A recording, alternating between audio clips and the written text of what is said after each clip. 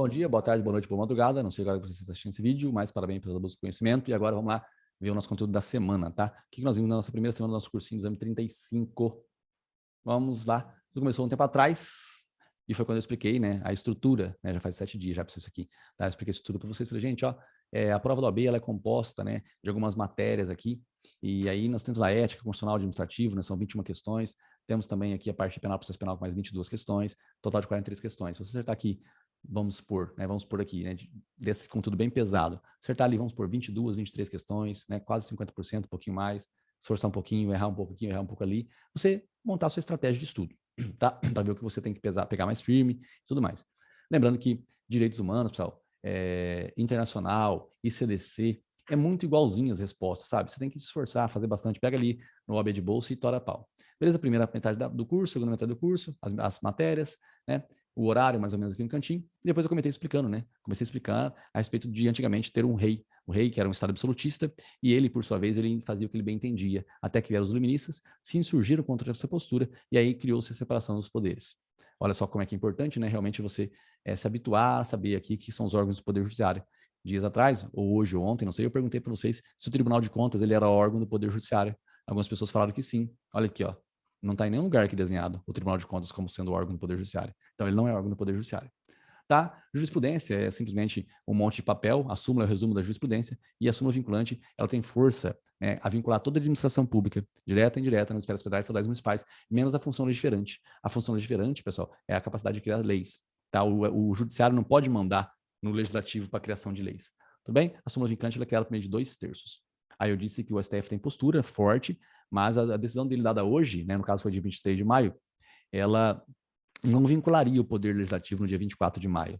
Tá? Então, o STF dizendo que uma lei X é inconstitucional no dia 23 de maio, nada impede de que algum estado ou algum município crie uma lei com idêntico teor da lei que foi declarada inconstitucional. Nada impede, porque o judiciário não vai vincular, ele não manda no poder legislativo, no caso, na função legiferante. Funções típicas e atípicas, e aqui eu também coloquei muito importante isso daqui, pessoal, esses poderes legislativos respectivos aqui, né? Congresso Nacional, Assembleia Legislativa, Câmara Legislativa, Câmara Municipal, tá? Tudo isso aqui é muito importante você ter esses nomes aqui. Soltei aqui o Congresso Nacional, quando ele trabalha em sessão conjunta, é o Congresso. Quem preside é o presidente do Senado Federal, que preside o Congresso quando ele trabalha. Tá? Aqui foi a primeira vez que você viu o direito tributário, né? Você viu aqui os impostos de competência da União, dos estados, do DF e do município. Tá? Se você foi olhando ao longo da semana, pessoal, uma olhadinha que você dava num PDF desse aqui, já ia estar fazendo um pouco mais de efeito hoje. Tá? Então, o dia que eu desenhei foi uma coisa, o dia que você deu uma olhadinha outra, hoje mais uma olhadinha, tá? Essas coisas vão se acumulando. Essa frase aqui, uma frase solta aqui, né? Proposta de lei para tratar de remuneração de servidores públicos é atribuição do Poder Executivo. Significa o seguinte, significa que o Legislativo, ou seja, membros do Congresso Nacional, se eles propuserem uma lei a respeito de um assunto de remuneração de servidores públicos, essa lei vai ser declarada inconstitucional. Então, mesmo se o presidente falar assim, não, eu gostei, aí eu aprendi aquela frase, né, que o vício de iniciativa não é convalidável. Tá? O vício de iniciativa não é convalidável. Tá? Significa que se começou errado, vai terminar errado. Eu comentei com vocês sobre o processo legislativo, o comecinho aqui, né? Inicia na Câmara dos Deputados, vai para o Senado, volta para a Câmara, vai para o chefe do Executivo para ele sancionar o vetar. Lembrando que no futuro, depois eu falei que o veto é derrubado por meio de maioria absoluta do Congresso Nacional. Bom, gente, aqui nós temos também a administração pública, mais uma vez eu dizendo que a súmula vinculante vincula toda a administração pública, tá? Só não vincula a função legiferante dos poderes. A função legiferante dos poderes não é vinculada, tá? Isso significa o quê, Rafael? Significa que você pode ter uma medida provisória contrária ao teor de súmula vinculante, você pode ter um projeto de lei contrário ao teor de súmula vinculante, sem problema nenhum, que a súmula vinculante não serve de padrão de controle de constitucionalidade. Eu disse aqui para vocês também, né, um pouco, mais uma vez, mostrando os órgãos, né, dos entes federativos, legislativo, executivo, judiciário, em todos eles, menos no município, porque no município não tem poder judiciário, tá bom? Beleza? Aí, gente, aqui foi uma primeira vez que nós vimos um pouco de controle concentrado, né, as ações diretas do controle, elas caem no STF por meio dos legitimados. Esses caras aqui que podem propor a ação diretamente no STF. Aí você tem que lembrar, né, que a ADC é somente leis federais, e aqui a ADI, federais estaduais, e a DPF, federais, estaduais e municipais. Mostrei para vocês uma questãozinha que caiu no exame 34 da OAB agora, tá? Então, olha só, Constituição no topo, leis ordinárias e complementares aqui no meio, e as portarias circulares, que são nada mais nada menos que decretos regulamentares executivos. São aqueles papéis que procuram dar fiel execução à lei. Tá bom? Bom, depois aqui, essa é a questão, né, que eu tratei do assunto. E aqui foi onde eu desenhei os legitimados. Isso aqui tudo na segunda-feira, olha só como é que parece que foi ontem, né? Segunda-feira, ó, nós temos aqui o quê? O 444, 4 mesas, 4 pessoas, 4 entidades. Mesa do Senado, mesa da Câmara dos Deputados, mesa da Assembleia Legislativa, mesa da Câmara Legislativa, tudo isso aqui é o quê? São legitimados ativos para a propositura do controle concentrado diretamente no Supremo Tribunal Federal. Tá? Você tem 4 pessoas, presidente, procurador, governador, tá? E 4 entidades. confederação sindical, entidade de classe de âmbito nacional, partido político com representação e Conselho Federal da OAB. Tá bom? Esse aqui é muito importante porque não é Conselho Seccional da OAB, é Conselho Federal da OAB. Os de cima são os legitimados universais. E esses aqui embaixo, né, são aqueles que têm que demonstrar pertinência temática. Eles têm que realmente dizer que eles estão envolvidos com o assunto. Aqui eu mostrei o que é uma comissão de Constituição e Justiça, ou qualquer comissão, comissão de orçamento e contas, comissão da CLT, comissão do CPC, comissão do novo processo penal. É uma comissão de parlamentares que vai ficar responsável por alguma alteração legislativa específica, né? São comissões especiais. Tá bom? Aqui eu fiz um pouquinho da demonstração de você começar a se acostumar com a ideia de união, estados e municípios, tal, Procurador da República, PGJ, PGR, essas estruturas aqui são importantes, né? Bom, e aqui uma demonstração de pertinência temática, né? Uma isenção heterônoma. A isenção heterônoma é porque é como se fosse um estado da isenção de IPI. Estado não pode dar isenção de IPI, por quê? Porque IPI é um tributo, né? No caso é um imposto de competência da União. Então, esse ente federativo, ele não pode dar isenção sobre um imposto que seja de atribuição, que seja de competência de outro ente federativo. Isso foi no dia 1. Esse foi o dia 1, né? Você estava feliz, saltitante, porque estava começando o curso, né? Aí depois viemos para o dia 2. E no dia 2, nós vimos, comecei iniciando a matéria, né, relacionando também a ideia dos órgãos do poder, dos órgãos dos entes públicos, né? E aqui tinha o Poder Executivo. O Poder Executivo, nós desconcentramos o Poder Executivo. O Poder Executivo foi desconcentrado, e nós temos ministérios, né, delegacias, né, diretores. Então, toda essa desconcentração administrativa, ela acontece em cada um dos poderes, né, na União, nos estados e nos municípios. Tá? Na União, nós temos aqui ministérios. Nos estados, nós temos o quê? Nós temos secretarias, certo? Nos municípios também você tem secretarias, correto? Beleza, gente. Aí depois eu trouxe aqui a baila, né, um pouco mais aprofundado, o que vem a ser desconcentração administrativa. Dentro dos ministérios temos cargos, nas diretorias temos cargos, tá? Temos aqui, ó, olha só, tudo isso aqui são órgãos, né? Frutos da desconcentração administrativa. A desconcentração administrativa é o quê? É uma especialização interna, tudo bem? Fruto da desconcentração, nós temos aqui uma hierarquia também, né? A imputação coletiva de outro hierarquia. Essa é a estrutura da desconcentração administrativa, órgãos independentes, autônomos, superiores e subalternos. Bom, aqui, mais uma vez, a descentralização, você tem aqui a administração pública direta, União, SADEF, município, e a indireta, que é a autarquia, as fundações públicas e as estatais, que são as empresas públicas e as sociedades de economia mista. Essa descentralização administrativa, tá? Nós temos aqui a transferência de um ente para outro ente, então não há hierarquia. O que é importante você saber é que, mesmo sem hierarquia, existe um controle finalístico. É um controle de finalidade. Eu busco olhar para verificar se aquela autarquia que foi criada, ela foi criada e ela está alcançando o fim pelo qual ela foi criada. Tá? Quem que vai fiscalizar? É o ministro.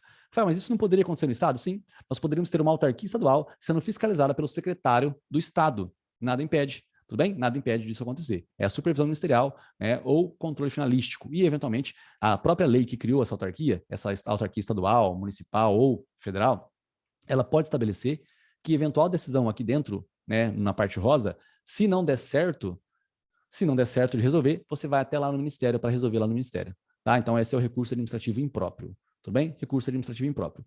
Certo? Tranquilo e fácil, como tudo em língua portuguesa. Mostrei um pouquinho aqui da administração pública, né? Os poderes da administração pública, poder de polícia, poder disciplinar, poder hierárquico, poder regulamentar. Não expliquei um pouco, na verdade, eu não expliquei isso para vocês ainda. Tá bem? Depois adentramos aqui nessa página. Essa página sempre costuma estar na prova da OAB, inclusive estava agora, no exame 34, né? Dizendo e perguntando a respeito das fundações públicas, direito público, direito privado, as estatais, que são essas duas de baixo, né? Sociedades de economia mista, empresa pública, né? Se elas vão ser criadas por lei ou se a lei autoriza a criação. A lei autoriza a criação delas. E a CLT é a regra que vai estabelecer, né, as circunstâncias em que os seus empregados públicos irão trabalhar. Então, é imprescindível aqui o registro das três de baixo aqui. Na verdade, é das empresas estatais, né, e também da fundação pública de direito privado. Lembrando que a área de atuação de uma fundação pública ela é definida por meio de lei complementar. Tá bem? Beleza? E lembre-se, pessoal, que as fundações públicas de direito público elas são idênticas à autarquia. Significa que a lei vai criar uma fundação pública de direito público e sinônimo de fundação pública de direito público é Universidade Federal, fundação autárquica ou autarquia fundacional. Certo? Tranquilo e fácil como tudo na língua portuguesa. Lembrando que a palavra prescinde significa dispensável. Lembre-se, autarquias é dispensável o registro, assim como a fundação pública de direito público. Gente, nas autarquias aqui, Wanda, vem para cá, vem para cá. Nas autarquias aqui, pessoal, mais uma vez eu disse que uma autarquia ela pode se transformar em regime especial, né? E aí, com um novo plano de reestruturação, ela se torna uma agência executiva, e aí, inclusive, tem dispensa de licitação. Foi onde eu perguntei para vocês se a fundação pública de direito público poderia ter dispensa de licitação alguma vez. E aí vocês disseram que sim, porque vocês entenderam que a fundação pública do público ela é idêntica a uma autarquia. Se a autarquia se transforma numa agência executiva e tem um plano de reestruturação e tem dispensa de licitação, então, consequentemente, a fundação pública também. Gente, depois eu mostrei para vocês o que viria a ser a diferença, né, entre o quórum para aprovação de leis ordinárias, leis complementares e emendas constitucionais. A hora que eu defini isso daqui, eu disse que existem 3 casos em que não passa pelo crivo do executivo, né, não tem sanção ou veto por parte do chefe do Poder Executivo. Decreto legislativo, resoluções e também a própria emenda constitucional. Ela não tem necessidade de passar pela sanção ou veto por parte do chefe do Poder Executivo. Aqui foi a explicaçãozinha, né, dos números para a gente entender o que é maioria simples e maioria absoluta. Aqui foi a primeira vez que eu montei para vocês, né, o que é alguns casos reservados à lei complementar. A área de atuação de fundação pública, a aposentadoria compulsória aos 75 anos de idade, o IGCIR, alguns assuntos tributários e o Estatuto da Magistratura. É interessante porque eu coloquei a medida provisória aqui embaixo e eu disse que a medida provisória ela não pode tratar de assuntos que sejam reservados à lei complementar. Por exemplo, não pode ter medida provisória sobre o quê? Sobre imposto sobre grande fortuna, sobre empréstimo compulsório. Não pode ter medida provisória definindo a área de atuação de uma fundação pública. Não pode ter medida provisória definindo a área de atuação de uma fundação pública. Correto?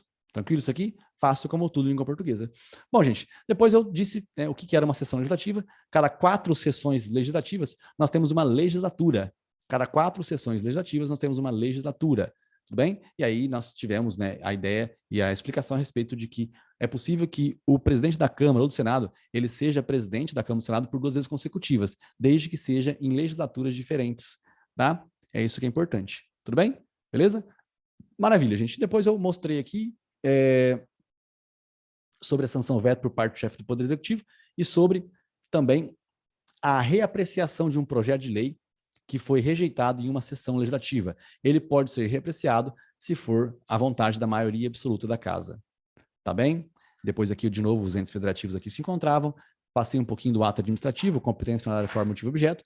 Competência, finalidade, forma, motivo e objeto. Tá? Então, esse é o COFIFAMOB. Os 3 requisitos primeiros do ato administrativo são vinculados. Os 2 de baixo, ora são vinculados, ora são discricionários. Tá bom? Lembrando que a discricionariedade é um mérito do administrador. Ele verifica se é oportuno e conveniente aquele ato. Ele verifica se é correto ou não é correto aquilo, naquele momento. Eu vou multar ou eu vou rebocar? Eu vou fazer isso ou vou fazer aquilo? Vou conceder férias ou vou conceder férias? Tá? Vou interditar ou eu vou demolir o estabelecimento? Então, são atos, né, discricionários. Aí foi onde caiu naquelas 3 frases, né? O Poder Judiciário, em regra, ele analisa o mérito do ato do administrador? Não, não administra o mérito do ato do administrador. A não ser que esse mérito do administrador, ele transcenda a moral administrativa, a transcendência da moral administrativa, aí tudo bem. Então, entenda, ó, o Poder Judiciário jamais analisa o mérito do ato do administrador. Tudo bem? Por quê? Porque o Poder Judiciário cuida da vida dele, o Executivo cuida da vida dele e o Legislativo cuida da vida dele. Cada órgão, né, do ente federativo cuida da sua própria vida, certo? Então, nessa estrutura lógica aqui, isso estaria correto. Tá? O Poder Judiciário não iria analisar a oportunidade e a conveniência de um ato administrativo. O Poder Judiciário não vai verificar se o dinheiro para a educação tem que ir para os ar-condicionado, para os professores que vivem falando errado, ou para o material didático. Isso não vai acontecer. Isso é mérito do administrador. É mérito do diretor da escola, do secretário de educação e do prefeito. Tudo bem? Maravilha. Só que tem que tomar cuidado com a moral administrativa, né? Bom, aí nós temos aqui o Poder Judiciário. Ele jamais analisa o mérito de um ato? Não. Ele analisa o mérito dos seus próprios atos. O controle de mérito existe em todos os atos? Ou seja, em todos os atos administrativos, eu vou verificar a oportunidade e a conveniência? Não vou. Não vou. Por que não, Rafael? Porque nós temos alguns atos vinculados. Por exemplo, aposentadoria compulsória aos 75 anos de idade é um ato vinculado. Não tem aqui controle de mérito num ato desse. Bom, eu comecei a explicar aqui naquele dia, na terça-feira, já estou com saudade dessa explicação, que foi quando eu estava dizendo para vocês o que era controle difuso.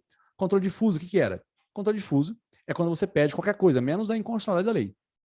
Você pede o que você quer. Você quer dinheiro, você quer liberdade, é isso que você quer. E o controle concentrado não. O controle concentrado já ataca diretamente a lei. Tá? Essa é a primeira diferença. Outra diferença é que o controle difuso é feito por qualquer juiz ou tribunal, inclusive pelo próprio Supremo Tribunal Federal. Correto? Então, o difuso é incidental, entre as partes e questão prejudicial de mérito. Olha só. Então, o difuso, qualquer juiz ou tribunal pode tratar do assunto. E o caso do controle concentrado é focado apenas não somente na lei. É uma situação abstrata. Gente, eu disse aqui, né, e expliquei no dia o que é um exemplo de controle difuso. Eu expliquei no caso dos crimes hediondos que ele tinha uma lei que previa que era impossível progredir regime nos crimes hediondos. Aí veio um cara e disse o seguinte, tudo bem, a lei diz isso, mas a Constituição diz outra coisa. Ela diz que nós temos que respeitar a individualização da pena. Eu cometi o crime de estupro, mas acontece que o cara aqui do meu lado, ele cometeu o quê? Ele matou 20 crianças queimadas, então o meu caso é menos pior do que o dele. E foi onde ele pediu o quê? A progressão de regime. O juiz, ao julgar a progressão de regime, o que ele faz? Ele tem que dar procedência ou improcedência. Mas como ele tem que fundamentar, toda a sentença tem que ser fundamentada, ele tem que fundamentar por que ele deixou progredir de regime, sendo que a lei de crimes hediondos não permite progressão. Ele fala assim, porque a lei não está de acordo com a Constituição. É uma lei inconstitucional. Essa é uma análise prejudicial de mérito. O mérito é procedência e improcedência. O que prejudica a análise de mérito é dizer que a lei é inconstitucional. Então, no controle difuso, a declaração de inconstitucionalidade é uma declaração incidental, é uma questão prejudicial de mérito, e só vale para as partes do processo. Só vale para as partes do processo, logicamente que nós vamos ver que pode chegar no STF, e aí, se tomar a repercussão geral, pode alcançar mais pessoas, tá bom? Mas a regra é controle difuso, o controle difuso ele é um controle interpartes, tudo bem? É um controle interpartes. Lembrando que caiu dentro do Tribunal de Justiça, aí é somente feito por meio da cláusula de reserva de plenário, isso significa que a cláusula de reserva de plenário é aquela que estabelece que a maioria absoluta dos membros do Tribunal de Justiça, eles têm que estar de acordo ou em desacordo com a constitu ou com a inconstitu de uma lei. Tudo bem? Então, o desembargador não faz controle, o juiz faz. Bom, gente, depois nós vimos no dia 1, comecei a falar de ética no dia 1, falei atos privativos, pareceres, renúncia, revogação, subestabelecimento com reservas de poderes. Comecei aqui a dizer um pouquinho também sobre... eu esqueci, tá vendo? Esperasse que eu esqueci, o que foi, ó? Eu esqueci o que eu falei que não esperasse aquele dia. Mas, ó, aqui tem ação, tem união, perder, advogado, cliente, eu acho que estava falando sobre honorários sucumbenciais, né? Acho que era sobre sucumbência, assim, R$110 mil, e aqui R$10 mil que a União paga, né? Era sobre sucumbência, sim, sobre honorários sucumbenciais. Aqui foi a primeira vez que você viu os órgãos da OAB, né? Subseções, as seccionais, o Conselho Federal e também o Tribunal de Ética e Disciplina, que é uma salinha dentro da seccional. Depois, eu estava dizendo aqui sobre o advogado ser preso, ele pode ser preso se ele estiver praticando qualquer tipo de crime, não sendo no exercício da função. Aí tem que comunicar ao OAB. Agora, se estiver no exercício da função, somente se o crime for inafiançável, tá? E se for pego em flagrante, aí ele tem que ter um acompanhamento de um advogado representando a própria OAB, tá? E aí eu disse que ele praticando crime inafiançável. Aí eu perguntei, o que são os crimes inafiançáveis, né? Aí nós aprendemos que os crimes imprescritíveis são inafiançáveis. Os insuscetíveis de graça e anistia também são inafiançáveis. Como é que eu decoro isso? Eu lembro que eu não deixei um japonês entrar na minha loja, e aí ele faz parte da Yakuza, e aí eu morri. É isso, tá? Racismo e ação de grupo armado contra o Estado Democrático de Direito são crimes imprescritíveis e ao mesmo tempo são inafiançáveis, certo? E eu tenho aqui também graça é engraçado, você ri. TTT, que é tráfico, terrorismo e tortura, e crimes hediondos. Tudo bem? Todos esses crimes são inafiançáveis. Aqui você pode acrescentar também, pessoal, a injúria racial também é um crime imprescritível. Racismo é você não permitir que alguém use um direito. Por exemplo, eu não entro para jogar se tiver negro. Então, se tiver um negro no estádio, eu não entro para jogar. Isso é racismo. Tudo bem? Injúria racial. Eu não gosto de jogar, eu xingo lá um judeu. Eu falo judeu muquirana, né? Eu posso... É uma forma de ser injúria racial. Aí eu estava falando sobre a função social das propriedades. Urbano e rural, nós temos desapropriações. A desapropriação, e ela tem o resgate, né, por meio de precatório, tá? 10 anos no urbano, 20 anos no rural. Lembrando que as benfeitorias úteis e necessárias, você recebe em dinheiro, aqui no caso do rural, tá bom? Falei um pouco sobre a edificação compulsória, né? Sobre o IPTU que se eleva 3% ao mês, no máximo de 15%, porque não pode ter o tributo função de confisco, né? Caráter confiscatório, e depois, por fim, você é desapropriado. Bom, aqui foi mais uma vez eu dizendo e comentando com vocês a respeito da reclamação constitucional, que é quando alguém desrespeita o teor de súmula vinculante. Porque a súmula vinculante, ela vincula a administração pública, direta e indireta, nas esferas federais, estaduais e municipais. Ela só não vincula a função legiferante dos poderes, ou seja, a capacidade de criar lei. Então, significa que o legislativo tem que respeitar a súmula vinculante. A Dilma Rousseff não foi julgada com algema. Então, consequentemente, nós temos que entender que o poder legislativo estava respeitando a súmula vinculante. Opa! O poder legislativo estava respeitando a súmula vinculante. Tá bom? Beleza? Maravilha. Fácil como tudo na língua portuguesa. Aí eu disse que cabe reclamação toda vez que o poder administrativo não respeitar o teor dela, e também o poder judiciário também quando não respeitar. Tá? Se você tiver um ato administrativo que desrespeita a súmula vinculante, cabe reclamação. Exemplo, Rafael, o delegado de polícia, quando ele não permite que o advogado acesse os autos do inquérito, ele está desrespeitando a súmula vinculante número 14. E também pode ter algum ato judicial contrário à súmula vinculante. Você pode fazer uma reclamação constitucional. Só que esse ato judicial não pode estar definitivamente transitado em julgado.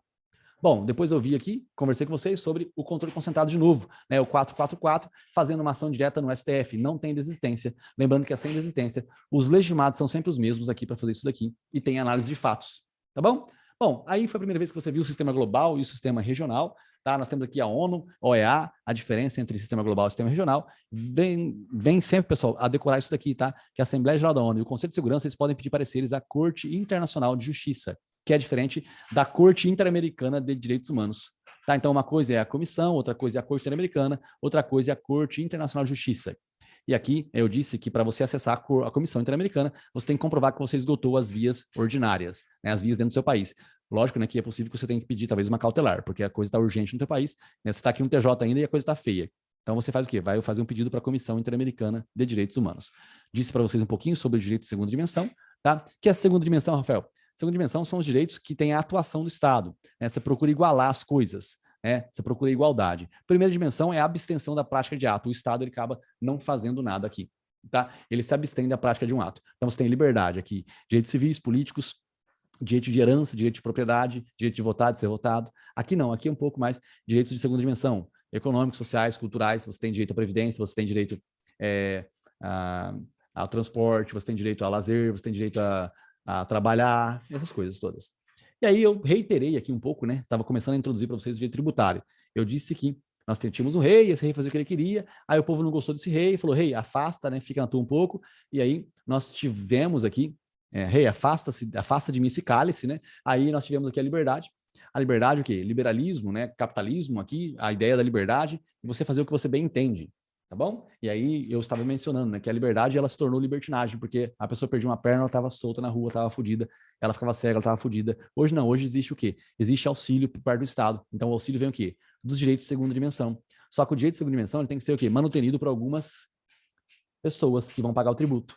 Pagar a contribuição de melhoria, taxa, empréstimo compulsório, impostos e contribuições sociais residuais, tá? E aí eu comentei com vocês, pessoal, o que são os tributos? São esses aqui. São as 5 espécies tributárias, são essas aqui, tá? E os impostos, eles têm algumas competências, e aqui estava sendo visto mais uma vez as competências dos impostos. Lembrando que você aprendeu mais uma que não está aqui, né? Que é a contribuição sobre iluminação pública, que é a competência do município também, que a gente vai colocar aqui, vai inserir nesse ponto. Bom, mais uma vez, pessoal, estava explicando para vocês o início, né? O que vem a ser o tributo. O direito tributário é o quê? Hipótese de incidência, né? Uma situação que gera a obrigação de pagar tributo. E aí nós temos, nessa hipótese de incidência, essa obrigação de pagar tributo, você tem que você vai pagar, só que às vezes você tem imunidade tributária. Quem tem imunidade? Os entes federativos. Os entes federativos têm imunidade tributária, mas é uma imunidade de impostos, tá? Não é imunidade de taxa nem de contribuição de melhoria. É imunidade de impostos. Bom, depois nós vimos a prova 2. Mais uma vez aqui, nós estávamos tratando a respeito, né, de incompatibilidade, inclusive se aplica aos estágios, certo? Estava dizendo aqui sobre infração ético-disciplinar, e aí você tem punições por meio de censura, suspensão e exclusão. A multa se aplica com suspensão e com censura. E nós temos alguns casos, né, de fraudar um dos requisitos para se tornar advogado, consequentemente você vai ser excluído dos quadros da OAB. Reter autos, você vai ficar suspenso até você devolver os papéis, tá?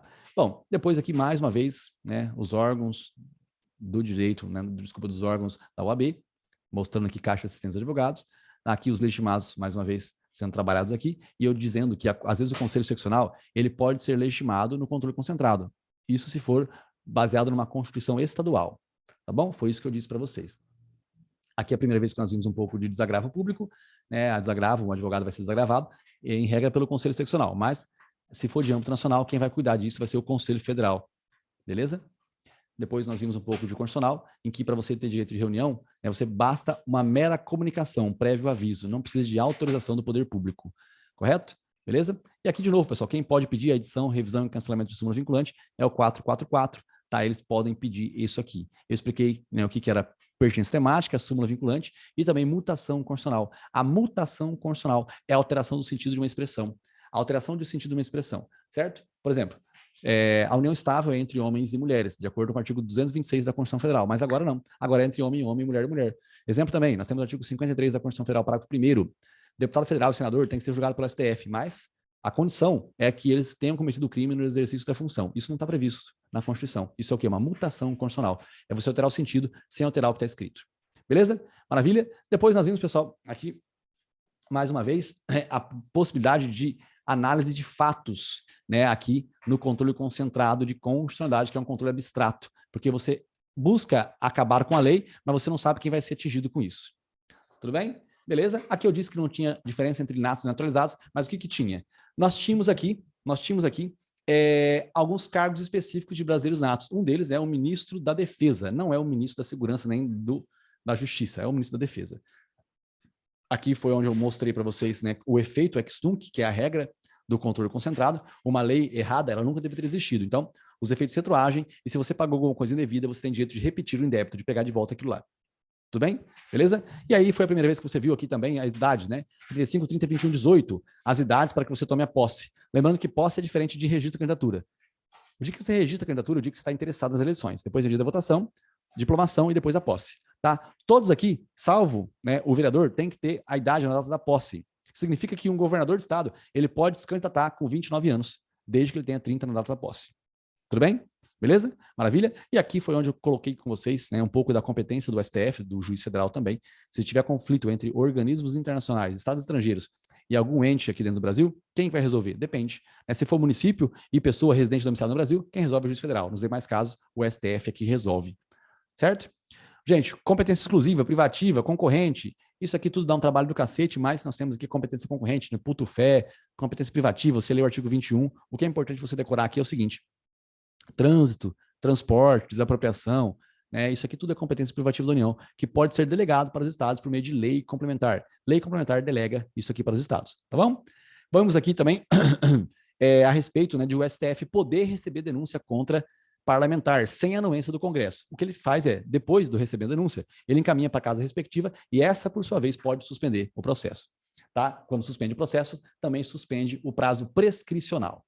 Gente, aqui comentei com vocês sobre direito internacional privado, né, e as variações de vários países. O que você tem que levar em consideração? O local em que foi assinado o contrato, o local em que foi criado o inventário. É de lá que serão as regras que serão aplicadas ao caso concreto. Bom, gente, aqui, mais uma vez, eu estava trazendo para vocês a logística do direito tributário e eu disse que se você tiver uma parcela de dinheiro para pagar alguns tributos e você não tem para pagar tudo, o que você vai fazer? Você vai começar pagando contribuição de melhoria, depois você paga taxa, depois você paga impostos. Tá? Então, com 350, eu pago o que aqui? Eu pago 300 de contribuição de melhoria e 50 de taxa. Fico devendo 150 de taxa e 150 de imposto. Tudo bem? Aí eu disse também o que vem a ser imunidade, de novo, né? Imunidade, isenção e alíquota zero. Tá? E aí eu expliquei o que é a alíquota. A alíquota é só um percentual que vai ser incidido na base de cálculo para verificar quanto é que eu vou pagar de imposto. E aqui foi mais uma demonstração, né, de que você não pode ter alíquotas diferenciadas em relação à procedência ou destino. Eu não posso comprar produtos ou comprar serviços de outros estados e dizer que de Minas Gerais será 7% a alíquota, do Piauí será de 3%, não sei de onde será de 15%, eu não posso fazer essa diferenciação, nem nos estados, nem nos municípios. Não pode ter diferença de alíquota em razão da procedência ou do destino de um bem ou de um serviço. Você pode sim, em razão da utilização daquele serviço, se vai ser gasolina, se vai ser álcool, se vai ser táxi, se vai ser para uso normal, se vai ser moto, tá? Eu posso fazer a variação. Aqui eu demonstrei o que é desapropriação, duas fases, né? A primeira você declara, a segunda você executa. Quem declara em regra a administração pública direta e indireta, desculpa, somente a administração pública direta declara. Excepcionalmente, uma autarquia pode declarar. Tá, isso aqui é importante a gente prestar atenção. Wanda, vem pra cá. E aí, eu disse um pouquinho sobre o direito à extensão, né? A desapropriação e o direito de extensão. E também sobre aqui a desapropriação por zona. Tá? Você tem aqui a parte preta, que era para ser desapropriada, mas o Estado acaba elevando um pouquinho o tamanho. Vamos. Vai lá. Ó, o que você está fazendo? Bom, gente, aqui mais uma vez eu comecei a tratar de recurso administrativo e expliquei para vocês, ó, isso aqui foi no finalzinho da quinta-feira, olha só, né? Finalzinho da quinta-feira aqui, eu expliquei, a autarquia disse que existe recurso, o recurso você encaminha para a própria pessoa que deu a decisão, porque ela pode se retratar. Se ela não se retratar, ela encaminha para cima, o de cima vai julgar. Mas o de cima vai julgar, não pode delegar, porque são indelegáveis a competência exclusiva, atos normativos e recurso administrativo. Tudo bem? Aí eu expliquei aqui o que vem a ser reintegração, reversão, readaptação e recondução. A reintegração acontece quando você é absolvido no juízo criminal e é absolvido por negligência do fato ou por negativa de autoria. Isso vai fazer com que você seja o quê? Absolvido. Essa é a absolvição. Desculpa. Vai fazer com que você seja absolvido e também reintegrado no serviço público. É a pessoa que estava no seu lugar, ela vai ser reconduzida ao cargo de origem. E se tiver alguém no lugar dela, ela vai ser colocada em disponibilidade. E se eventualmente surgir novas vagas, ela vai ser aproveitada. Na sexta-feira à noite, no sextou, nós vimos aqui o Prescinde. O prescinde, né, significa não precisa. E nesse não precisa, nós tínhamos lá uma frase errada. No subestabelecimento sem reserva de poderes, é prescindível no do cliente? Errado. Por quê? Porque no subestabelecimento sem reserva, você vai passar o processo para um outro advogado e você nunca mais vai olhar aquele processo. Então, você precisa dar anuência do seu cliente, sim. Ele precisa concordar, sim. Tá bom? Beleza? Maravilha? Os órgãos da OAB de novo aqui. De novo aqui, presidente da OAB, recurso para o próprio Conselho Seccional, Tribunal de Ética e Disciplina, recurso para o próprio Conselho Seccional, um pouco de desmembramento de estados e municípios. Nesse desmembramento, pessoal, de estados e municípios aqui, nós vimos que os estados, a desmembramento deles vai ser feito por meio de lei complementar. Nos municípios, lei estadual. Viabilidade social só tem no município, não tem no estado. E sempre é por meio de plebiscito que você vai verificar o que está acontecendo. Aqui, mais uma vez, sobre a idade e sobre um tipo de, como é que eu posso dizer? Um tipo de atribuição de competência ao juiz estadual. O juiz estadual ele tem competências estaduais, correto? Tá, só que de vez em quando ele tem um pouco de competência federal. E aí, quando você perde, você recorre para o TRF, não é para o TJ. Disse sobre a precedência, né, no julgamento nos tribunais sobre habeas data. Habeas data precede qualquer outro tipo de julgamento, menos habeas corpus e mandado de segurança. E eu aproveitei e falei sobre a subsidiariedade do mandado de segurança, porque se não couber habeas corpus e habeas data, cabe mandado de segurança. Tá? O habeas corpus e habeas data, ele serve e se não for possível, se valer deles, caberá mandado de segurança. A mesma coisa acontece com a DPF. Se não couber a DI e a DC, cabe a DPF. Então, o caráter subsidiário da DPF e do mandado de segurança. Aproveitei essa lógica, né, de comparação, comparei também mandado de junção com ADI por omissão. A diferença entre os dois é que, primeiro, a semelhança entre os dois é que eles buscam acabar com lacuna legislativa. Agora, a diferença é que o mandado de junção qualquer pessoa pode fazer. Agora, a ADI por omissão, somente os legitimados ativos, o 444 que pode fazer.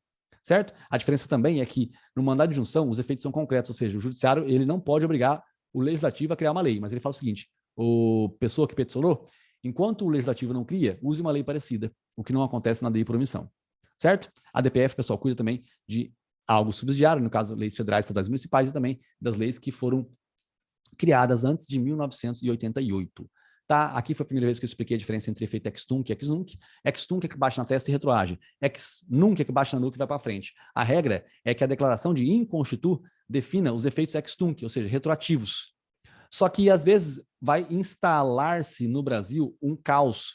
Então, para que você não altere muita coisa, você modula o efeito da sentença, ou seja, transfere a partir de agora só os equívocos da lei. O que aconteceu, aconteceu, infelizmente já era, tá bom? E aí nós estamos aqui, certo? Aqui, nessa situação, eu dei mais um exemplo, né, de que às vezes tem um edital que sai lá em 2018, e aí as pessoas prestam concurso público, passam no concurso público, se tornam auditores fiscais, trabalham por alguns anos, né, e aí depois é dito que aquilo lá estava errado. Eu vou fazer efeito ex-tunc? É difícil, né? Como é que você vai pegar 500 auditores fiscais trabalhando e anular todos os atos que eles praticaram? É difícil, é inviável. Você cria um caos institucional, então você modula o efeito da sentença para evitar isso daqui.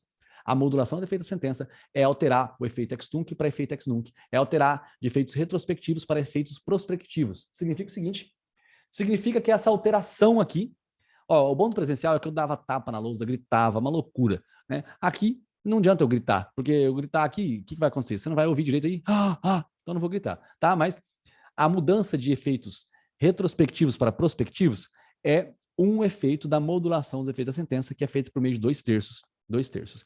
Gente, que foi legal também, que eu estava comentando com vocês sobre a norma supralegal, né? Supralegal acima da lei. E aí você tem a norma supralegal o quê? O Tratado sobre Direitos Humanos que não foi aprovado por um código de maioria qualificada. Se for por maioria qualificada, ele tem força de emenda constitucional, consequentemente, ele é padrão de controle de constitucionalidade. Tá? Esse aqui que está dito, isso é o que está dito aqui nesse quadrinho, muito importante você ver, rever. Se você viu no dia, olha só como é que você estuda, gente. Se você viu essa explicação no dia, no outro dia você olhou esse PDF, essa parte, não entendeu, pergunta para mim, que eu te encaminharia a resposta. Isso iria ser cumulativo. Hoje você estaria vendo isso aqui com muito mais tranquilidade, tá? É cumulativo, pessoal. A gente está aqui para estudar. Vocês estão aqui fazendo o melhor curso da OAB que tem no Brasil. Você pode ter certeza. Você vai ver tudo e eu só quero que você se envolva com o caso. Você tem que se envolver com o caso porque é melhor. Tá? Isso aqui é uma coisa muito fácil que a gente gastou um tempão de tempo, né? Um tempão de tempo é ótimo, né? Um montão de tempo para explicar esse conteúdo. Então, se você envolver-se com o caso, se você fizer a revisão desse caso aqui, no dia que eu passei, no dia posterior, me perguntar se você não entender, você vai ver como é que a gente vai elevar o nosso conhecimento demais da conta, tá? Porque a informação está passando, mas eu quero que isso realmente se torne algo que vai fazer parte do seu conhecimento. Aqui, mais uma vez, pessoal, a brincadeira de sistema global, sistema regional, e, de novo, eu estou frisando aqui que o Conselho de Segurança e a Assembleia Geral da ONU elas pedem pareceres à Corte Internacional de Justiça. Lembrando que a Corte julga país e o Tribunal Penal Internacional ele julga pessoas, tá? Essa é uma diferença interessante. mais uma vez, eu estava dizendo aqui sobre os tributos, né, as competências, a contribuição, né, sobre iluminação pública, que é a atribuição do município, consequentemente também do Distrito Federal. Tá? O IGCIR, de competência de lei complementar, lembrando que não pode ter medida provisória sobre assuntos reservados à lei complementar. E de novo, pessoal, de novo aqui, um pouco do prazo, né, explicando para você que todo tributo, quando for instituído ou majorado, ele tem que ter o quê? Respeito ao exercício financeiro e também aos 90 dias. Ele tem que respeitar a virada de ano e também tem que respeitar pelo menos 90 dias. É isso que tem que ser feito aqui com relação aos impostos. Mas tem algumas exceções. O imposto de importação, de exportação, IOF, empréstimo compulsório e imposto extraordinário de guerra não precisam respeitar nem virada de exercício, nem 90 dias. Eles não precisam respeitar isso daqui. Não precisam. Rafael, quem é que tem que respeitar somente 90 dias sem respeitar exercício financeiro? Rafael, quem é que tem que respeitar exercício financeiro sem respeitar 90 dias? Aí tem as variações, pessoal, tem as variações. Tá? Depois eu explico para vocês, tá? De novo, nessa oportunidade, na oportunidade que nós tivermos. Tá bom?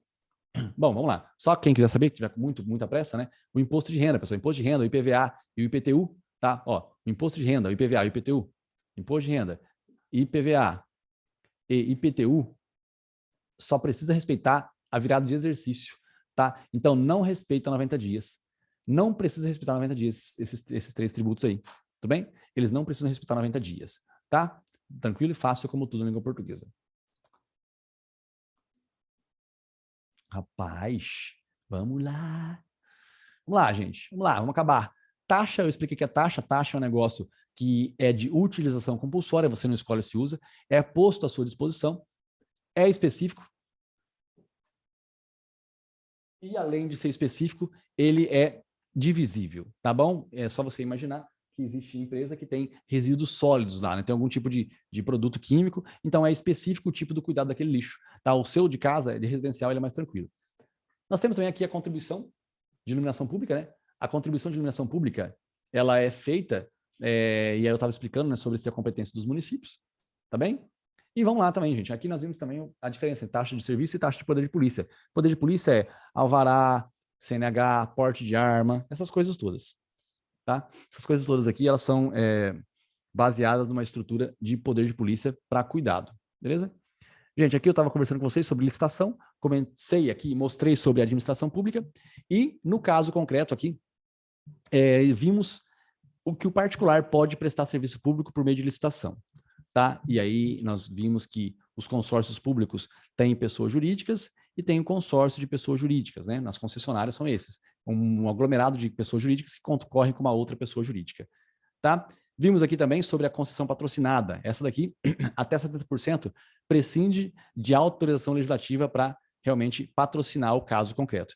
Concessão administrativa é um presídio. A administração pública é a própria usuária do serviço, tá bom? E eu diferenciei aqui também, né, enriquecimento ilícito, prejuízo erário e princípios da administração pública, tá bom? Gente, aqui foi mais um desenho, né, sobre a criação de um consórcio público. Isso aqui era umas 10h25 da noite, na sexta-feira. Estava explicando o que era um consórcio público. O que era um consórcio público? O Poder Executivo, por meio de um protocolo de intenções, ele tem desejo de criar uma nova pessoa que vai compor a administração pública indireta do seu respectivo ente federativo. Mas isso tem que ser ratificado, isso tem que ser confirmado pelo Poder Legislativo respectivo. Gente, essas aqui foram as aulas que eu dei de segunda a sexta, tá? Ontem de manhã, tá muito recente, tá? Foi esse conteúdo aqui. Ontem à tarde foi esse conteúdo aqui. Beleza? Maravilha? Não vou falar desses outros dois conteúdos. Dê uma olhadinha de ontem de manhã e de ontem à tarde. Ficou com dúvida, me pergunta. E assim, gente, a gente vai crescendo de conhecimento e de muito conhecimento. Parabéns pela busca do conhecimento. Se você chegou aqui até agora realmente cumprindo tudo, pessoal, você pode ter certeza que a aprovação é tua. Tá? Se você não conseguiu fazer tudo, o que você faz? Começa a ver se compensa continuar assim. Tá? Estamos na primeira semana, então o ideal é que você faça tudo certinho. Tá? Faz certinho isso aqui, porque isso vai melhorar o seu rendimento, você vai ficar satisfeito de conseguir resolver questão, de conseguir ler questão. Assim, eu digo que a aprovação, pessoal, é uma coisa que não depende de nada, a não ser do seu único e exclusivo esforço. Você precisa ralar muito. E esse ralar muito é entender a sua dificuldade. E uma delas é vocês perceberam o vocabulário. Uma delas vocês entenderam que é o vocabulário. Então, pô, já pensou se você estiver usando um dicionário jurídico desde o primeiro dia que eu falei para usar? Você deve ter visto aí pelo menos umas 20 palavras que você usou. Ao longo do curso, você vai ver o quê? As mesmas palavras se repetindo. Você esquecendo a palavra, você revê aquela palavra. Então, com 15 dias, você tem mais vocabulário jurídico. Com 20 dias, mais vocabulário jurídico. Com 25 dias, com 30 dias, mais vocabulário jurídico. Mais familiaridade com as palavras. Consegue ler mais questão, consegue interpretar mais questão. Tá? Isso faz com que você, inevitavelmente, consiga sua aprovação. Não tem como não conseguir aprovação assim. Agora, se você ficou com dificuldade na leitura de um enunciado e você não pegou o dicionário para ver por que você ficou com dificuldade, aí começou a complicar. Tá? Porque geralmente é assim, quando a gente não consegue ler um enunciado, a gente faz o quê? A gente vaza para outra questão. Essa questão é muito difícil, deixa para lá. Mas você tem que ver, pessoal, que geralmente os enunciados grandes, eles têm perguntas fáceis. Acontece que é um vocabulário, a gente tem que conseguir ler, se concentrar e se esforçar. Gente, você que está na pegada até agora, meio-dia e 20, ó, fita é o seguinte, ó, nós esperando não, a fita de 1000 graus. O que acontece? Eu gostaria que você, se tivesse, assim, oportunidade de estar na pegada mesmo, eu gostaria que você, como é que eu posso dizer? Que você chegasse e olhasse todas as alternativas corretas das provas que nós fizemos do dia 1 até o dia 4. Vai lá, né, e lê. Vai dar um total aí de 4 vezes 3, 12, vai dar um total de 125, 140 questões, 150 questões. Você dá uma olhada só nas alternativas corretas. Gente, faz isso hoje, se você puder. Olhar a alternativa correta não é ler tudo de novo. Se você olhar a alternativa correta, você vai lembrar de muita coisa sem querer querendo. Então, você vai lá, clica em finalizar, né, já vai aparecer quais são as corretas. E aí você dá uma olhadinha nas alternativas corretas. Tá? A alternativa correta, pessoal, é uma forma também de você estudar. Se você não tiver assim, tá? Se você não tiver a fim de fazer isso, não tem problema. Só estou recomendando uma coisa que é meio, muito embora seja cansativa, vale a pena ser feita, tá bom? Ó, eu vou encaminhar a aula de sexta à noite e a de sábado de manhã e a de sábado à tarde agora aqui no grupo, tá bem? E eu vou deixar disponível na plataforma também. Gente, valeu, obrigado por tudo, desculpa alguma coisa. E é nóis, até segunda-feira. Ótimo final de semana para vocês. Tamo junto, tchau.